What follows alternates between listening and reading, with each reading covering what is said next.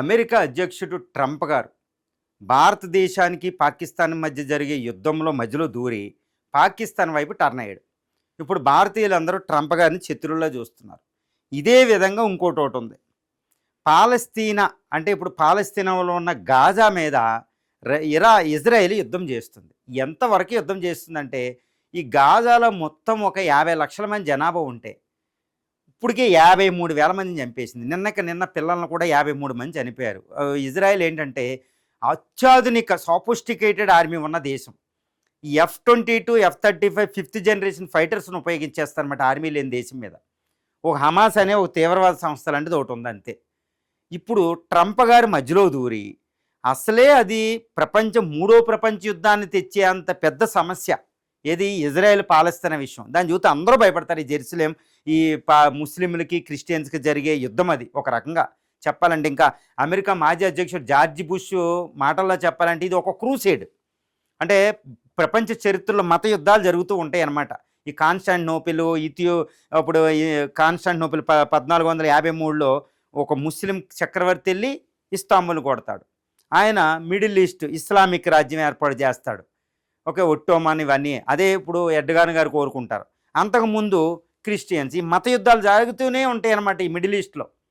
అలాంటి చోట ఈ ట్రంప్ గారు దానికి అగ్నికి ఆజ్యం పోసినట్టు పెద్ద మంట మండుతుంటే దాంట్లో పెట్రోల్ పోసినట్టు పోసారన్నమాట నిన్న ఒక విషయాన్ని. అది ఏంటంటే గాజాలో ఉన్న పీపుల్ అందరినీ తీసుకెళ్ళి లిబియా పంపిస్తారంట, ఆఫ్రికా ఖండంలో ఉన్న లిబియాకి. ఇదేంట్రా, అది కావాలనే వాళ్ళు కోరుకుంటారు. ఇజ్రాయెల్ మాదంటే మాదంటది, పాలస్తీనియన్లు మాదంటే మాదంటది.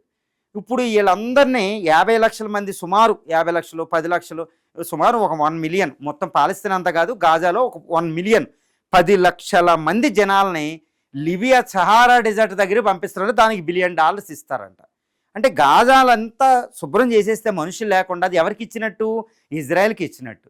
మరి ఇప్పుడు దాకా పాలస్తీనా పోరాడింది అది నాది అని అక్కడ ఉన్న జనాలనే తరలించేస్తారంట.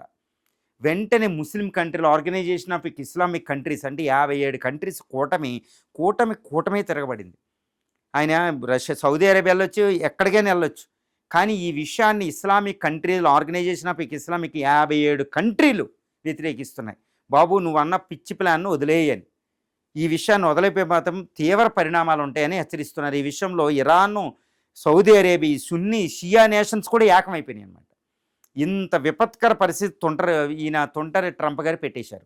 ఇది ఎక్కడికి దారితీస్తుందంటే ఈ ట్రంప్ ఒక మాట అంటే వదలడు. ఆయన నెల క్రితం అన్న మాటనే ఇంకా మళ్ళీ మాట్లాడుతున్నారు, దానికి ప్లాన్ చేస్తున్నారు, అదంతా ఇంప్లిమెంట్ చేయడానికి ట్రై చేస్తున్నారు.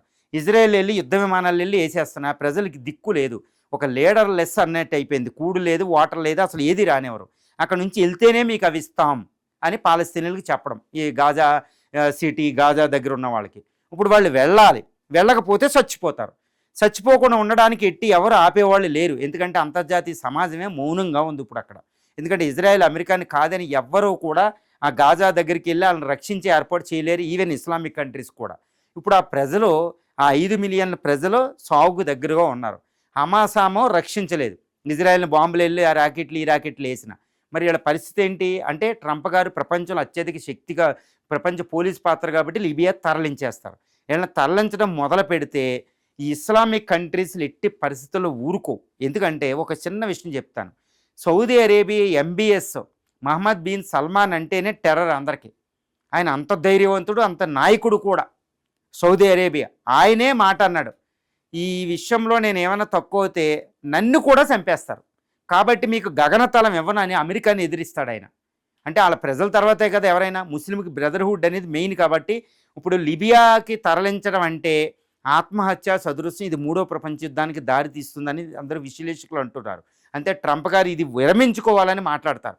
ప్రపంచంలో ఎవ్వరికి ఈ ఇష్టం లేదనమాట.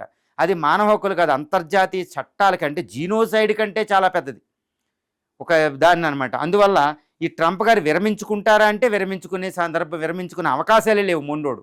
కాబట్టి ప్రపంచం అంతా దడదడలు ఆడుతుంది ఈ విషయంలో. ఎక్కడరా బాబు మూడో ప్రపంచ యుద్ధం అవుతుంది, తట్టుకోలేరనే పరిస్థితి ఇక్కడ దాపురించి ఉంది.